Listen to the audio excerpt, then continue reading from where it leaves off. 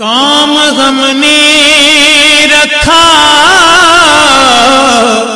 صرف اذکار سے،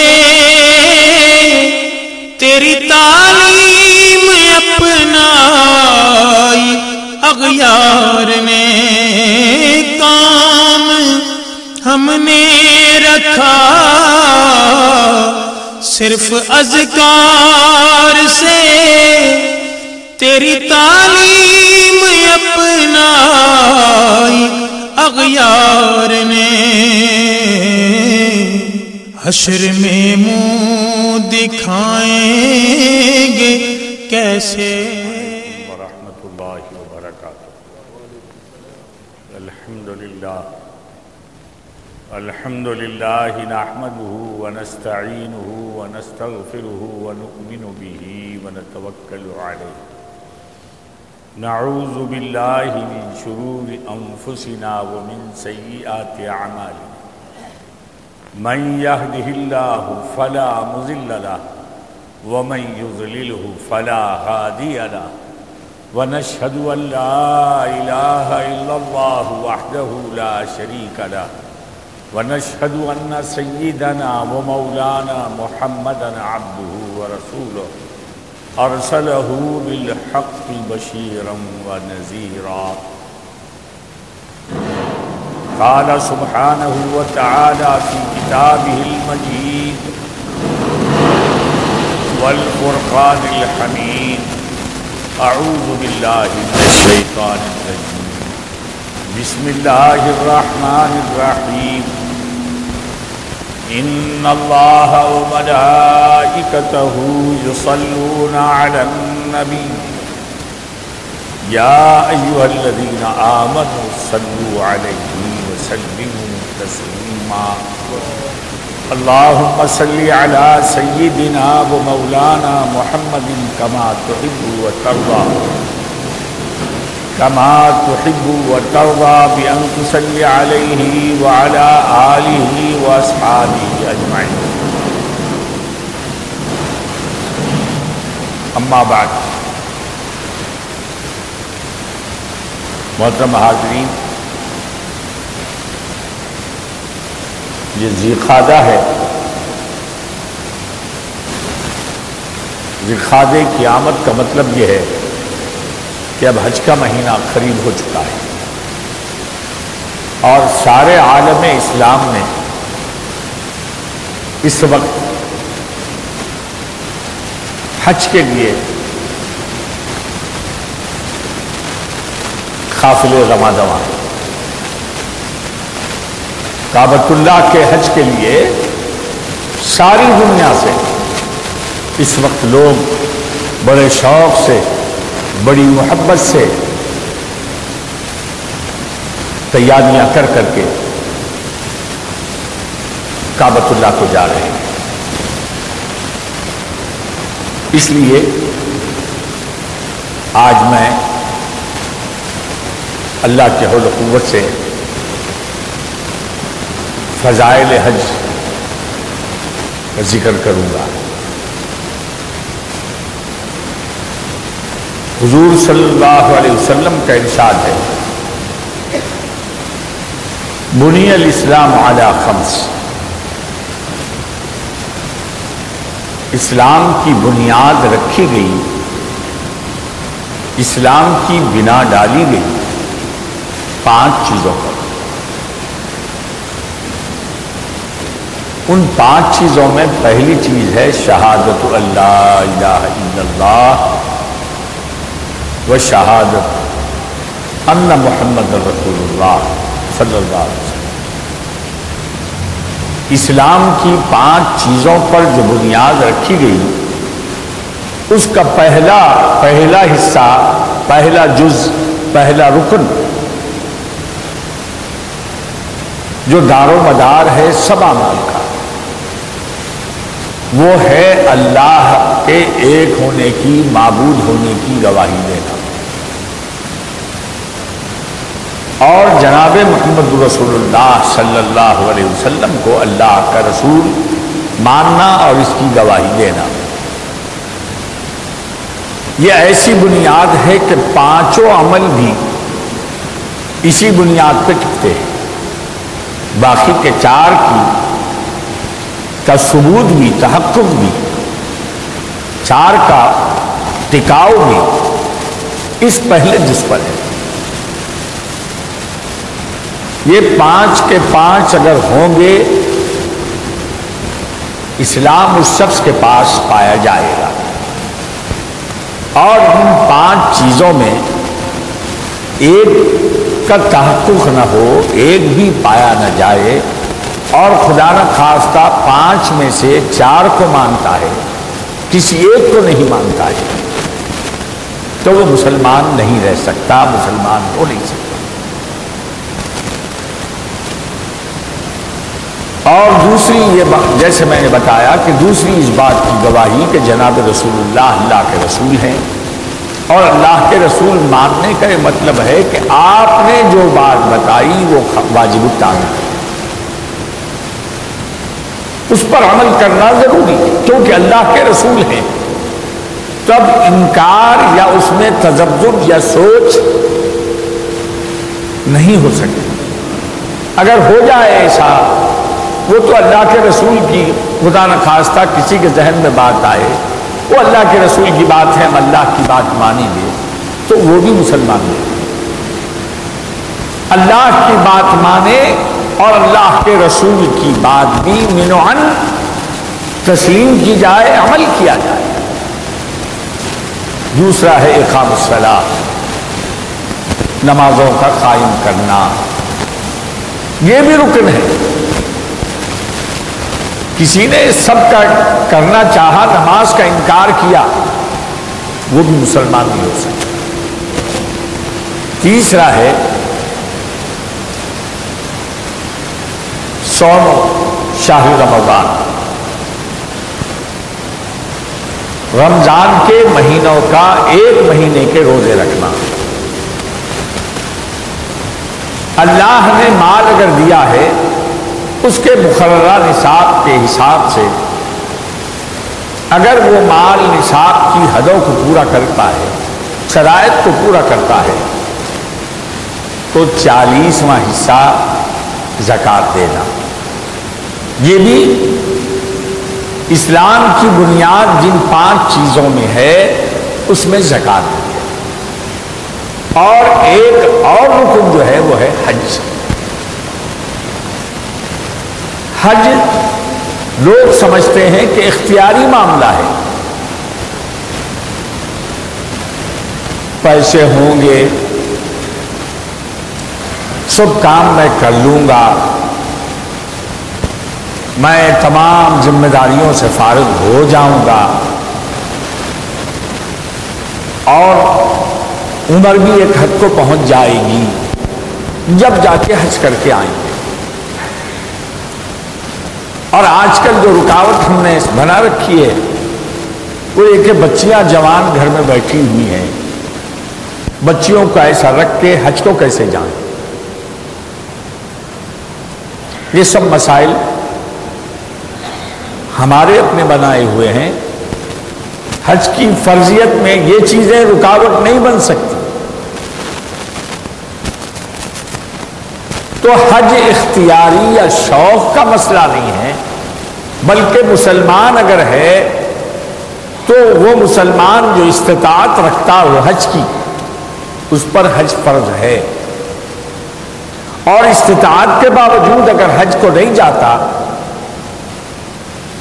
تو اس کے لیے سخت وعید ہے۔ تو اس لیے اسلام کو شوق کا دین چاہا یا مرضی کا مسئلہ نہ سمجھے، بلکہ یہ سمجھے کہ یہ بھی اللہ نے فرض قرار دیا ہے، اور اگر ہم حج کو نہ جائیں اگر استطاعت کے باوجود، تو ہمارے اسلام کا نقصان ہے، ہمارا اپنے آپ کو مسلمان سمجھنا بھی غلط ہے۔ فرض ہے، گناہگار ہیں۔ تو عزیز و بزرگ و دوستو، حج کی فرضیت کے لیے اللہ نے استطاعت کی قید لگائی. حج کو جانے کی استطاعت ہونا. استطاعت کے معنی کیا ہے؟ سفر کے لیے آپ کی صحت ہو، آپ اتنا سفر جا کے آ سکتے ہیں، اور سفر کے لیے زاد راہ یعنی سفر کے مصارف آپ کے پاس موجود ہیں. اگر نہیں ہے موجود تو حج فرض نہیں. خدا نہ خواستہ صحت اچھی نہیں، آپ سفر کے قابل ہی نہیں ہیں تو حج فرض نہیں. اسی طرح جانے اور آنے کے مصارف ہونا، صحت ہونا، راستے کا امن ہونا، راستے میں امن ہونا، یہ بھی استطاعت میں ہے. اور مصارف سفر کے بعد یہ جو جانے آنے کے جو دن ہیں، ٹکٹ تو ہے لیکن وہاں کا خرچہ نہیں ہے، تو خرچے کے پیسے ہونا. اور آخری یہ شرط کہ یہاں جو اہل و عیال جن کو یہ جس کی ذمہ داری اس پر ہے، ان کے اخراجات کا انتظام بھی ہونا. یہ اتنی چیزیں جب ہو جائیں تو ایسے آدمی پر حج فرض ہے. حج کو جلد سے جلد جائے. اور اگر یہ من گھڑت مسئلے بنا لے کہ بچیوں کی شادی کر کے جاؤں گا، یہ کر کے جاؤں گا، وہ کر کے جاؤں گا، ابھی تو میں جوان ہوں. بوڑھے لوگ حج کرتے ہیں، اور خدا نہ خواستہ اس دوران اگر بلاوا آ جائے تو اللہ کے پاس پکڑ میں آ جائے گا. دین کی، اسلام کی یہ بنیادی چیز کے چھوڑنے کا مرتکب ہوگا. اس لیے حج کو شوق کا مسئلہ نہ سمجھیں، اپنے اختیار اور مرضی کا مسئلہ نہ سمجھیں، بلکہ جلد سے جلد اگر یہ چیزیں ہیں ہمارے پاس مہیا تو فوراً سے فوراً حج کو جانے کی کوشش کریں. اب حق تعالی نے حج کا جو حکم دیا وہ آیت پاک بھی سن لیں. اللہ نے حج کی کیسی اہمیت بیان فرمائی. اللہ کے اس کلام سے خود وہ ظاہر ہے. قرآن پاک میں حق تعالی کا ارشاد ہے وَلِلَّهِ عَلَى النَّاسِ حِجُّ الْبَيْتِ مَنِ اسْتَطَاعَ إِلَيْهِ سَبِيلًا. اللہ کے لیے علی الناس لوگوں پر حج البیت من استطاع الیہ سبیلا، اللہ کے گھر کا حج کرنا، ارادہ کرنا اس شخص پر لازم ہے من استطاع، جو استطاعت رکھتا ہے اللہ کے گھر کے راستے کے سفر کرنے کے جانے کی استطاعت رکھتا ہے. تو اللہ نے بیان فرمایا لوگوں پر اس کے گھر کا جانا اللہ نے فرض قرار دیا ہے جو استطاعت رکھتے ہیں. جوان پر، بوڑھے پر، آل والے پر، اولاد والے پر، کاروبار پر حج کا انحصار نہیں ہے. حج کے اخراجات ہے، استطاعت ہے. گھر میں کیا اخراجات موجود ہیں، بس ارادہ کرو اور حج کو جاؤ. حضور صلی اللہ علیہ وسلم نے فرمایا فحجوا. صحابہ کے مجمع میں حضور صلی اللہ علیہ وسلم نے ایک مرتبہ ارشاد فرمایا اللہ نے تم پر حج فرض فرما دیا، فحجوا، اے ایمان والوں کو سب حج کرو. ایک صحابی رسول بیٹھے ہوئے تھے، آپ نے پوچھا افی کل عام یا رسول اللہ صلی اللہ علیہ وسلم، اے اللہ کے رسول کیا حج جو آپ نے فرض ہونے کا اعلان فرمایا ہے، کیا وہ حج ہر سال ہے یا ایک ہی سال ہے؟ صحابہ پر اللہ ان کی خبروں کو نور سے بھر دے، بڑے مشتاق ہوتے تھے عمل کے کہ ہر سال اگر جانا فرض ہو جائے تو بڑا مشکل ہوگا۔ پوچھ لیا یا رسول اللہ کیا ہر سال حج فرض ہے کسی پر، ایمان والے پر؟ حضور صلی اللہ علیہ وسلم خاموش بیٹھ گئے۔ آپ نے پھر پوچھا کیا یا رسول اللہ ہر سال حج فرض ہے؟ پھر حضور خاموش بیٹھ گئے۔ تیسری بار جب پوچھا تو حضور صلی اللہ علیہ وسلم نے فرمایا جب میں تمہیں کوئی حکم سناؤں اللہ کا، تم اس میں بار بار سوال مت کیا کرو، ایمان والے کا کام ہے۔ حضور نے فرمایا کوئی حکم تو بس وہ تعمیل کرے، اس میں سوالات اگر کرتے جائیں گے اللہ کے رسول کی زبان پاک سے جو بات نکلے گی وہ فرض ہوتی جائے گی۔ اللہ کے رسول کا مرتبہ بھی سمجھو۔ حضور نے فرمایا اگر میں کہہ دیتا، اگر میری زبان سے تمہارے سوال پر یہ بات نکل جاتی کہ ہر سال حج فرض ہے تو اللہ تم پر ہر سال حج فرض کر دیتا۔ اور یہ بھی حضور صلی اللہ علیہ وسلم نے فرمایا پچھلی امتیں جو ہلاک ہوئی محض اس لیے سے ہوئی کہ نبی جب حکم سناتے تو ان پر سوالات کی بوچھار کرتے، تعمیل کرنے کے بجائے نئے نئے قسم کے سوال کرتے، اللہ کا حکم آتا اور ان پر دین سخت کر دیا جاتا، وہ تباہ و برباد ہو جاتا۔ حضور نے فرمایا ضروری میں جو بتاؤں اس پہ عمل کرو، باقی سوالات کو چھوڑ دو۔ تو معلوم یہ ہوا کہ اللہ کا رسول جو بات کہہ دیتا ہے اللہ اس کو فرض فرما دیتا ہے۔ اللہ کے نبی کا، اللہ کے رسول کا یہ مقام ہے، جو بات کہہ دے نبی وہ دین بن جاتی ہے، وہ شریعت ہو جاتی ہے۔ رسول ہماری طرح تھے، تمہاری طرح تھے، جی اصل اللہ کی بات ہے، یہ جہالت کی گفتگو ہے۔ اللہ کے رسول کا مرتبہ ہی تم نے نہیں سمجھا۔ اللہ کا رسول معصوم ہوتا ہے، اپنی طرف سے بات ہی نہیں کرتا، اس کی ہر بات اللہ کی طرف سے ہوتی ہے، اسے رسول کہتے ہیں۔ اب اللہ کے رسول کی جو بات نکلی وہ بات اللہ کے رسول کی زبان ہوگی، لیکن وہ منشا اللہ کا ہوگا۔ اس حج کے حدیث پاک میں حضور صلی اللہ علیہ وسلم نے مقام رسالت بھی بتایا کہ اللہ کا جو نبی ہوتا ہے، رسول ہوتا ہے، جو بات کہہ دے وہ اللہ کی طرف سے ہوتی ہے۔ الحاصل حج فرض ہے، اور یہ جو آیت پاک میں نے سنائی اللہ عز و جل نے ارشاد فرمایا تمام لوگوں پر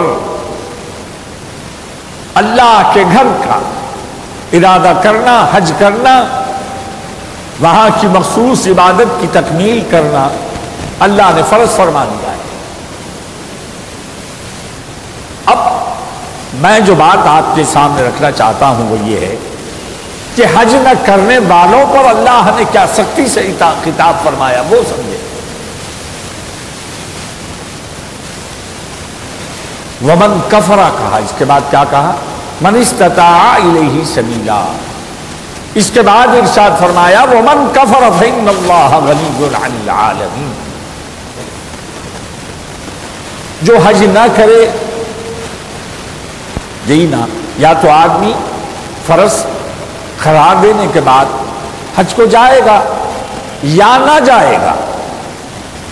اللہ نے جو بیان فرمایا حج جو کرے فرض ہے، لیکن ہو سکتا ہے کہ بعض نہ جائیں۔ اللہ نے نہ جائیں کا ذکر نہیں کیا، بلکہ نہ جانے کے عمل کو کیسے تعبیر کیا؟ ارشاد فرمایا ومن کفر، یعنی جو حج کو استطاعت کے باوجود نہ جائے، اللہ نے فرمایا کہ اس نے کفر کیا، اس نے میرے فرض اسلام میں جو حج کو میں نے فرض قرار دیا استطاعت کے باوجود نہیں جاتا ہے، تو اللہ نے فرمایا ومن کفر، جو اس جانے سے انکار کرے، فإن اللہ غنی عن العالمین، ارے تیرے حج کے آنے نہ آنے، میرے گھر کو آنے نہ آنے سے میری کبریائی میں فرق نہیں ہے۔ ساری کائنات کے لوگ حج کو جائیں تو کعبۃ اللہ کی عظمت میں ذرہ برابر اضافہ نہیں ہوتا، اللہ کی کبریائی میں اضافہ نہیں ہوتا، جانے والے کا فائدہ ہوتا ہے۔ تو اس لیے فرمایا تمہارے میرے گھر کو آنے نہ آنے سے میری کبریائی میں اضافہ نہیں ہے، کیونکہ اس کی نورانی مخلوق اس کی عبادت کرتی ہے، اور اللہ کی ذات ایسی ہے کہ کوئی عبادت کرے نہ کرے، فرشتے بھی کرے نہ کرے، اللہ اپنی جگہ پاک ہے، عظیم ہے۔ تو اس لیے اللہ نے فرمایا ومن کفر، اگر کوئی حج کو آنے کا شوق نہ کرے، سوچتا رہے، انکار کرے، ہیلے بناتا رہے، تو اللہ نے فرمایا اس کا نہ کرنا، حج کو نہ آنا، ایک اعتبار سے کفر ہے۔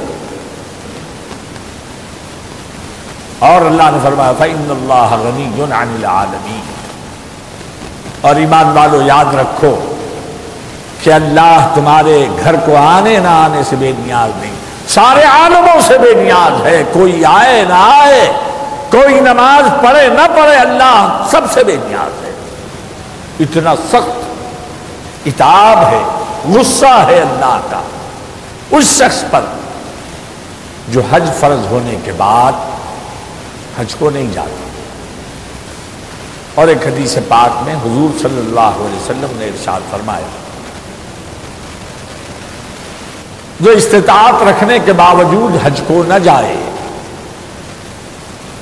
حج کو نہ جائے، حضور نے فرمایا اللہ کو کوئی پرواہ نہیں ہے کہ وہ یہودی ہو کے مرے یا نصرانی ہو کے مرے۔ اللہ ہم سب کی حفاظت کرے، ہم سب کو توفیق عطا فرمائے، کیونکہ اللہ کی بندگی کرتے ہیں تو شوق ہونا چاہیے، فرض ہونے کی بنا ہونا چاہیے تھا۔ ارے دنیا میں آیا ہوں تو میں جس کی عبادت رات اور دن کرتا ہوں اس کا گھر دیکھوں، وہ پاک جگہ پہ جاؤں جس کو اللہ نے گھر بنا دیا ہے۔ دنیا کی چیزیں دیکھتا ہوں میں، اللہ نے زندگی دی ہے تو اس کا گھر دیکھ لوں، اس کے نبی کا روضہ دیکھوں،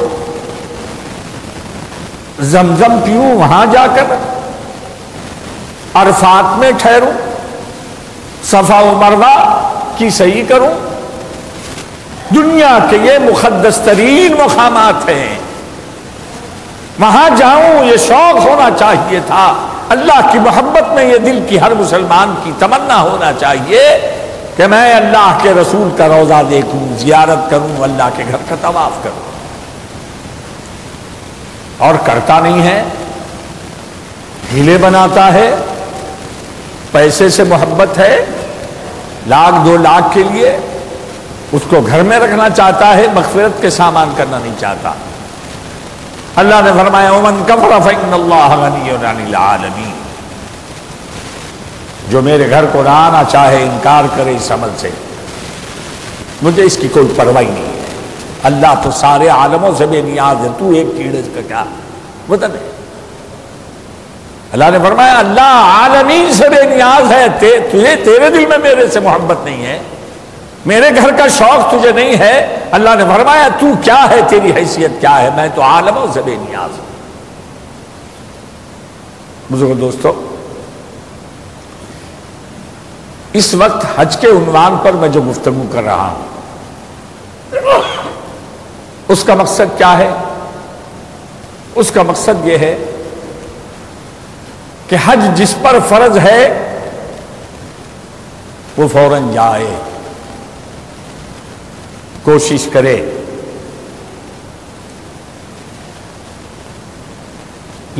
کوشش کرے، جانے کے جو انتظامات ہے، جانے کے لیے جو ضروری آپ کو طریقہ اختیار کرنا ہے وہ کرے۔ اب تو جانا بھی اختیار میں نہیں ہے، کوٹا سسٹم آ گیا، تو اب وہ کیا کرے گا؟ کوٹا سسٹم میں درخواست دینا ہماری ذمہ داری ہے۔ اگر حج میں نام آ گیا کھوڑے میں، شوق سے جاؤ، خدا نہ کرے نام نہیں آیا تو تم اللہ کے حکم کی پابندی کرنے والوں میں لکھے جائیں گے، اور یہ لگے رہو زندگی میں کہ جب بھی موقع ملے حج میں کر لوں۔ اس اثنا میں خدا نہ کرے موت آ جائے تو اللہ تمہیں حج کے تارک میں نہیں شامل کرے، تارک حج نہیں ہوں گے۔ کھوڑے میں کوشش کرو، پرائیویٹ جانے کے اتنے پیسے ہیں تو پرائیویٹ سے بھی کوشش کرو، یہ بھی استطاعت میں داخل ہے۔ نہیں 50,000 کا فائدہ ہے، اس میں بچ جاتے ہیں پیسے، یہ کوشش مت کرو، بلکہ اگر وہ زائد پیسے موجود ہیں پرائیویٹ سے جاؤ، اللہ کے گھر کا جانا ہے، اور حج کو جانے سے جو ملتا ہے وہ کسی جگہ اور نہیں ملتا، یہ بھی اللہ کا گھر ہے۔ لیکن اللہ نے اس کعبے میں وہ برکتیں رکھ دی ہیں کہ دنیا میں کہیں ایسی برکتیں نہیں ہیں، ایسے انعامات اللہ نے کعبے میں رکھ دیے ہیں کہ کسی اور جگہ وہ نہیں ہے۔ اوہ زمین کا مقدس ترین مقام کعبۃ اللہ ہے، پوری زمین میں، عالموں میں اللہ نے کعبے کی زمین کو اپنا گھر بنا دیا۔ تو عزیزو، بڑا مقدر وعدہ وہ ہوتا ہے، اللہ اس کے نصیب میں یہ بات لکھ دیا ہے کہ جو میرے گھر کو آنے والا بن جائے۔ تو میں نے سنایا کہ اگر حج کی استطاعت ہے تو جاؤ، نام آ جائے بڑا مبارک ہے، نام نہ آئے تو پرائیویٹ کی کوشش کرو بشرطے کے پیسے ہیں، نہ آئے تو اللہ سے دعا کرتے رہو کہ اللہ مجھے حاجی بنا دے، انشاءاللہ اللہ موقع دے دے گا۔ اور میں نے جو آپ سے عرض کیا کہ حاجی کا جو وزن ہے وہ اتنا بڑا وزن ہے کہ حضور صلی اللہ علیہ وسلم نے فرمایا من جاء حاجا لوجہ اللہ، جو شخص میرے گھر کو آئے میرے لیے آئے، دل میں کیا ہو میں اللہ کے لیے حج کو جاؤں، کعبہ دیکھوں گا، پلین میں بیٹھوں گا، وہاں بچے ہے، وہاں بچی ہے، وہاں رشتہ دار ہے، یہ ارادہ مین نہیں ہونا چاہیے، بلکہ ارے ہیں تو ہوں گے۔ کعبے کو جب جانے کا ارادہ ہوا تو یہ ارادہ کرو کہ میں اللہ کے گھر کو جا رہا ہوں، بس وہی نیت ہو۔ اب وہاں بیٹا ملتا ہے، بھائی ملتا ہے تو ملنے دو، ممانعت نہیں ہے، لیکن دل میں یہ ہو کہ میں اللہ کے گھر کو جاؤں، وہاں طواف کروں۔ تو عزیزو، حج کا جو فائدہ اللہ کے پیارے رسول نے سنایا صلی اللہ علیہ وسلم، آپ نے ارشاد فرمایا کہ جو آئے میرے اللہ کے گھر کو لوجہ اللہ، اللہ کے لیے خالصاً مخلصاً آئے۔ اور دوسری حدیث پاک میں ہے فلم یرفث، کوئی گناہ نہ کرے، کوئی بے عملی، کوئی بد عملی کا شکار نہ ہو، میرے گھر کو آئے، زبان قابو میں رکھے، جھگڑا نہ کرے، گالی گلوچ نہ کرے، گناہ نہ کرے، تو اللہ کیا کرے گا؟ غفر لہ ما تقدم من ذنبہ وما تأخر، اللہ اس کے تمام گناہ معاف کر دے گا۔ علماء نے تشریح لکھی، وضاحت کی، صغیرہ گناہ بھی حاجی کے معاف ہوتے ہیں، اور کبیرہ گناہ بھی اس کے اللہ معاف فرما دیتا ہے۔ اور ایک مسئلہ بھی بعض علماء نے لکھا، اس کو سمجھنے کی کوشش کرو، اس کو الٹے معنی میں مت لو۔ بعض علماء نے یہ لکھا، ایک بندہ اپنے بھائیوں پر یا کسی پر، دنیا میں کسی پر زیادتی کر لی، ظلم کیا، ظاہر ہے اللہ کے حقوق جو ہیں اللہ معاف کرے گا، حدیث پاک میں ہے، اور لوگوں کی حق تلفی کسی نے کی ہے تو اللہ معاف نہیں کرے گا جب تک کہ وہ بندہ معاف نہ کرے۔ لیکن علماء لکھتے ہیں ایسے گناہ بھی حاجی کے اللہ معاف کر دے گا، مگر شرط کیا ہے؟ کسی سے غلطی ہو گئی، زیادتی کر گیا، تکلیف دے دیا، مال ہڑپ کر لیا، بعد میں توبہ و استغفار کر کے اس کو زمانہ ایسا ملا کہ یا تو معافی چاہ سکتا تھا یا اس کا جو مال کھا گیا تھا پلٹا سکتا تھا، تو پلٹا لے اور اب حج کو جائے۔ تو چونکہ اس نے مال پلٹا دیا، معافی چاہ لی، تو اللہ کے پاس جو وہ گناہ لکھا ہوا ہے اللہ معاف کر دے گا۔ نہیں، ایک ایسا بندہ بھی ہے پچھلے زمانے میں اس نے ظلم کیا، کھا گیا، اب جب توبہ کیا ہے دل سے یہ چاہتا ہے کہ جو زیادتی کیا ہے اس کا حق ادا کر دے، معافی بھی چاہ رہا ہے جا کے کہ میں زیادتی کیا، یہ آپ کا لے چکا تھا، اب دینے کو نہیں ہے، مگر اللہ نے اسے حج کا موقع دے دیا، تو پہلے کوشش کرے کہ جس کا جو تھا دے دے، اور اگر دے نہیں سکا ہے، بعض ایسی چیزیں ہیں کہ مال کی نہیں ہے، دوسرے قسم کی تکلیف دے دیا ہے، تو بندہ وہ معاف جب تک نہ کرے اللہ معاف نہیں کرے گا، عام قانون ہے اللہ کا۔ لیکن علماء نے لکھا کہ حاجی سے اگر ایسا گناہ ہے معافی یا دے دینے کی استطاعت رکھتا ہے، نہ دے سکا اور حج کو چلا گیا، تو اللہ ایسے گناہگار کو حج کے بدلے میں اس کے گناہ بھی معاف کر دے گا۔